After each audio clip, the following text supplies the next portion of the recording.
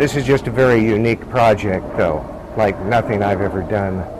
This North County man is talking about his mission to recover the body of Osama bin Laden. This as the San Diego-based USS Carl Vinson, the ship whose crew buried bin Laden at sea, is about to return home on Wednesday. The captain of the Carl Vinson says he is very proud of what his crew accomplished. And new at 6, a Fallbrook man has an extraordinary mission planned to try and find bin Laden in the depths of the North Arabian Sea. The crew of the USS Carl Vinson buried Osama bin Laden's body at sea last month. Bill Warren wants to find it. The Vinson will arrive back in San Diego on Wednesday. The commanding officer says he can't comment on bin Laden's burial, but his crew knows they were part of history.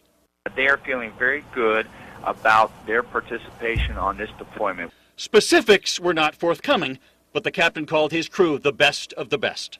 They've done some interesting things, which I can't, tell you all about here, but they feel very proud to have served their country and served it well. But while the crew of the Vinson is focused on coming home, Bill Warren is focused on diving for bin Laden's body.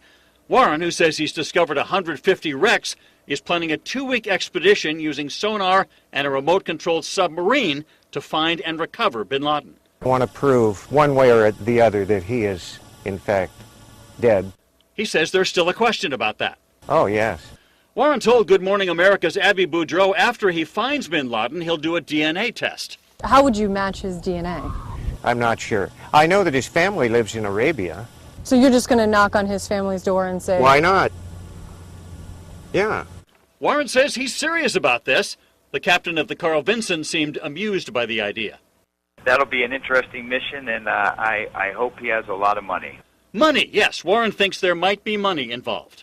There is still a $25 million reward that no one has collected. Actually, that reward is no longer being offered. After he was told that, Warren said he's going anyway.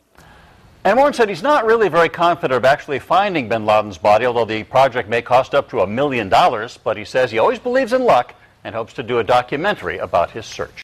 Our local sailors from Lemoore Naval Air Station were responsible for Osama bin Laden's burial at sea. Those aboard the aircraft carrier USS Carl Vinson are coming home. The pilots return this morning at 10, sailors tomorrow. They've been at sea for 7 months. But even though they won't be able to say very much about their mission, the ship's commander says it's historic and a job well done. Sailors have done a fantastic job, and it has been a pleasure and an honor to lead these young men and women on a great deployment. America should be very, very proud.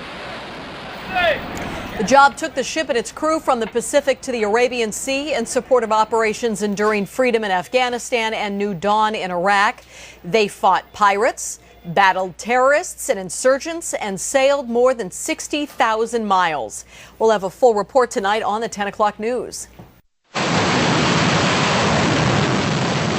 The date, October 7th, 2001. 9/11 was still raw and stinging.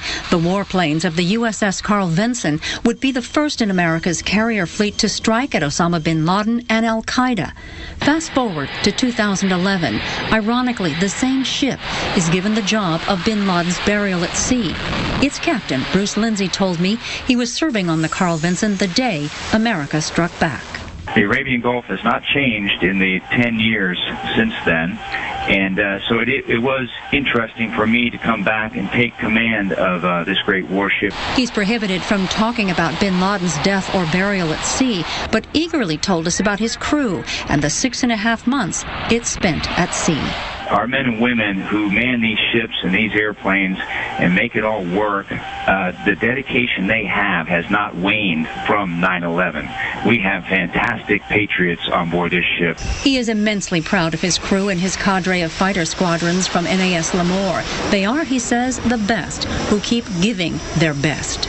They joined for many reasons: education, see the world, and to serve their country, and they got to do all three of those. So I'm very happy to have been given this honor and this opportunity to lead these fine men and women. Over the next few days, NAS Lemoore will be welcoming home those who served aboard the USS Carl Vinson in 2011.